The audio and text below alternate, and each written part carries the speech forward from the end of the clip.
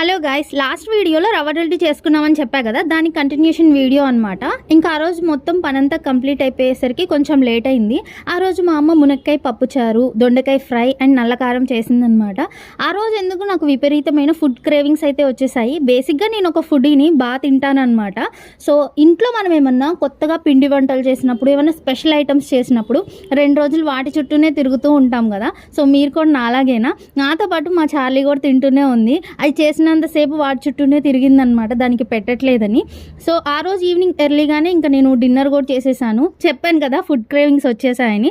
కొత్తిమీర పచ్చడి ఎప్పుడైనా ఇలా ట్రై చేశారా? బేసిక్గా నాకు కొత్తిమీర స్మెల్ పడదు, కానీ మా అమ్మ ఇలా చేస్తే అస్సలు స్మెల్ అనిపించదు అనమాట. చాలా టేస్టీగా ఉంటుంది, బాగా తింటాను.